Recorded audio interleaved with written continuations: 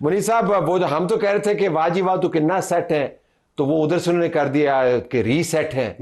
तो ये हुकूमत सेट है या रीसेट होने वाली है, क्या होने वाला है? सर बात ये है कि जो रीसेट होता है ना, कई दफा आपको याद होगा, आप ज्यादा टेक्नोलॉजिकली शायद मुझसे ज्यादा सेवी हैं, कई दफा ना आपको सिस्टम कहता है कि आप अपना जो एग्जिस्टिंग वर्क है उसको सेव कर लें और फिर रीसेट कर लें ताकि जो ग्लिच है वो दूर हो जाए। वो अलाउ करता है कि आपने जो काम अभी कर रहे हैं उसको रीसेट कर ले बिफोर इट रीस्टार्ट्स इटसेल्फ, या इसको अगर कोई रीस्टार्ट कर रहा है। तो यहाँ दूसरी बात यह है कि जो इसका एड्रेस ही था ना, ये जो सारा आज मोहसिन नकवी साहब ने कहा है, और जिस तरह मेरे आपके तमाम ऑनरेबल गेस्ट कह रहे हैं कि जी ये जी प्राइम मिनिस्टर साहब की चार्जशीट है, नहीं, ये प्राइम मिनिस्टर साहब की चार्जशीट नहीं है, इसका एड्रेस ही कोई और है। इसका एड्रेस ही PMLN के अंदर भी एक खास तबका है, ग्रुप है, इसका एड्रेस ही पीपल्स पार्टी भी है। और ये बात जो भी की गई है ये वजीर आजम साहब के नॉलेज में है। ये उन तमाम तरह गुफ्तगू और जो पार्लेज हुए हैं बिटवीन पाकिस्तान प्राइम मिनिस्टर और पाकिस्तान की जो एस्टेब्लिशमेंट के सरबराह यानी फील्ड मार्शल सैयद आसिम मुनीर साहब over a period of time कि जी what is the solution to all these problems. ये ऐसा नहीं है कि किसी ने कारपेट खींच लिया है नीचे से और हुआ है कि ओ ऐसा अडनल की हो गया, ये क्या हुआ है। सो बेसिकली इसका जो एड्रेसी है वो हर जगह पर, आई वुड नॉट पर्टिकुलराइज के कौन कौन, बट मैंने आपको दोनों जमा तो वजीर आजम साहब को इस मामले का अदराक है, ये कोई अनजाने वाला मिसाइल नहीं गिर रहा। जी बिल्कुल। आपने कहा पंजाब की बात है तो उन्होंने इंटीरियर मिनिस्टर ने ये भी कहा कि लैपटॉप से नौजवानों को खुश नहीं किया जा सकता। 2-4 हज़ार नौजवान नहीं है, वो मौके मांग रहे हैं। और साथ में ये भी कहा हर साल कर्जा बढ़ जाता है। फिर उन्होंने कहा कि जो मर्जी कर लें आप सिस्टम को, जब तक रीसेट नहीं करेंगे कुछ ठीक नहीं होगा। पंजाब के ऊपर भी फोकस किया हुआ है। उन्होंने ठीक बातें की, और जो लैपटॉप की बात की उससे मैं थोड़ा सा इख्तिलाफ जरूर करता हूं। नहीं थोड़ा बहुत, थोड़ा है या बहुत है ये भी बताएं। उसकी है कि जब से मुनीर साहब ने आपका तारुफ कराया तो मुझे ये वजाहतें चाहिए। नहीं, मैं बिल्कुल आपको देने के लिए तैयार हूं, पाबंद भी हूं। मैं ये लैपटॉप की बात करता हूं। लैपटॉप का जो सारा प्रोग्राम है उसमें देखें, हमारे घरों में बैठे हुए जो बच्चियां हैं, जो बहनें हैं, वो अपना बाइज्जत रोजगार कमा रही हैं। So this is an enabling tool जो प्रोवाइड किया है हुकूमत ने और वज़ीर आज़म ने, वज़ीर आला ने टूल कर दिया है। आप ये एक मौका, ये तो एक देखे ना, एक ऐसी चीज है जो दी गई है जिससे अपना रोजगार कमा रहे हैं। But of course he is absolutely right कि हमारे नौजवानों को इक्वल अपॉर्चुनिटीज चाहिए, हमें हमारे नौजवानों को मेरिट पे चीजें चाहिए। हमारी जो जेन जीज हैं या मिलेनियल्स की बात कर लें, वो सब यही बात करते हैं, बिकॉज मैं उनकी रिप्रेजेंटेशन हूँ। I represent them from my constituency, from the country, internationally. सारी चीज़ें देख के वो रेजोनेट इसलिए करते हैं क्योंकि हमारे जो कई ऐसे पॉलिटिशियंस हैं जो उनके साथ कनेक्ट नहीं कर सकते, जो ना उनको एक्सेसिबल हैं, ना उनको अवेलेबल हैं, ना अप्रोचेबल हैं। तो ये चीज़ें एग्जिस्ट कर रही हैं। तो ये तो सूबे बनने चाहिए फिर नए।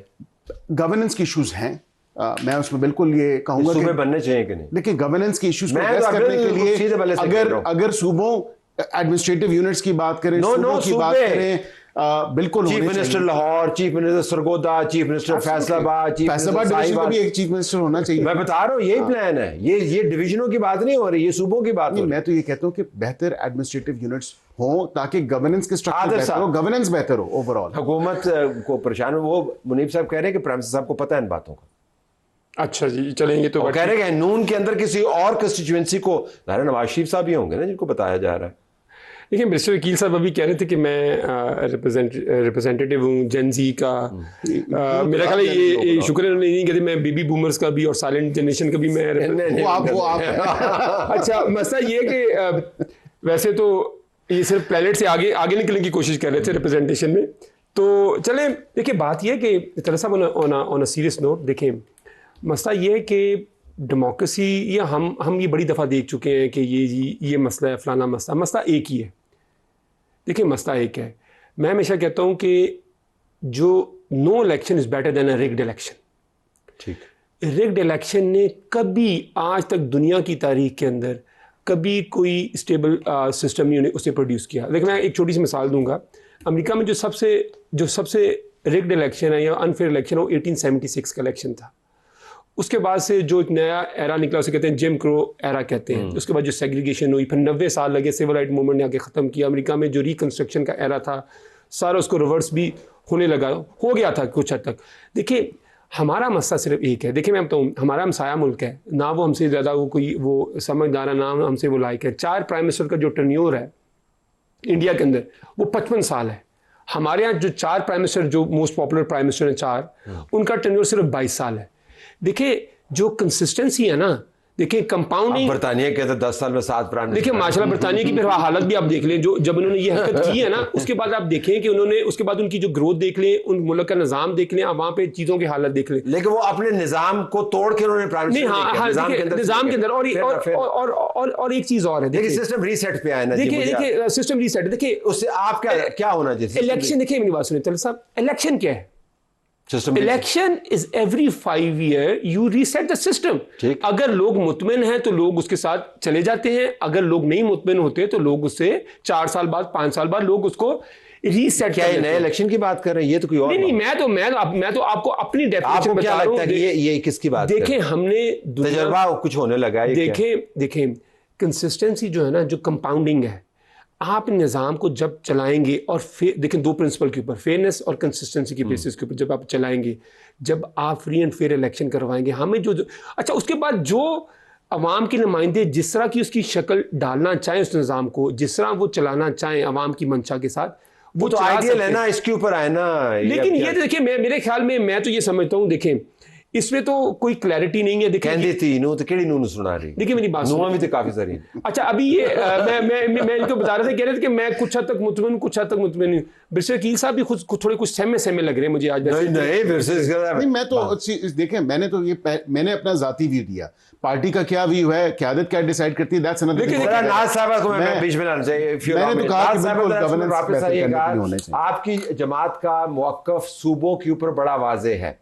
एमक्यूएम ने भी नए सूबों की तहरीक का आगाज़ किया है, वो कह रहे हैं कि हमने सड़कों के ऊपर आना है। पिछली मरतबा जो नए सूबे की बात हुई, आपकी जमात ने उसके ऊपर बड़ा वाज़ेह स्टैंस लिया। जो नहरों के मंसूबे हैं उसके ऊपर भी वाज़ेह स्टैंस लिया। ये अब वो कह रहे हैं नए सूबों की बात, तो आपकी जमात क्या इसको इंडोर्स करेगी या नहीं करेगी? अगर नहीं करेगी तो निज़ाम ऐसे ही चलेगा जो ऐसे नहीं चलना चाहिए। योर टेक ऑन नए सूबे। तलत साहब, ये मुल्क जो है एक आइन के तहत चलता है, किसी ऑन ऑफ के बटन के तहत तो नहीं चल सकता। ख्वाहिशें तो बहुत होंगी और ख्वाहिशों के ऊपर अगर हुकूमत चलने लगे तो फिर फैसले जो है वो ओवर स्ट्रोक ऑफ पेन होंगे।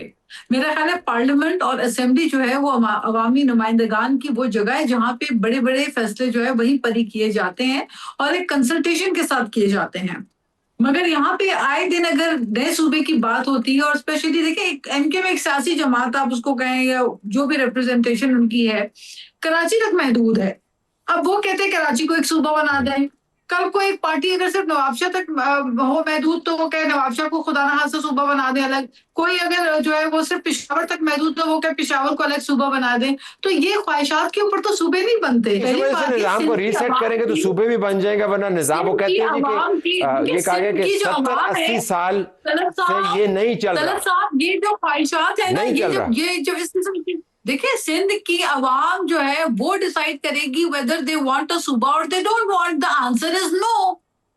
बात ये है कि सिंध के लोग कहते हैं ब्रेक हियर, फिर जरा मुनीब को भी इन्वॉल्व करते हैं, एक मजीद पर्सपेक्टिव भी लेते हैं इसके ऊपर।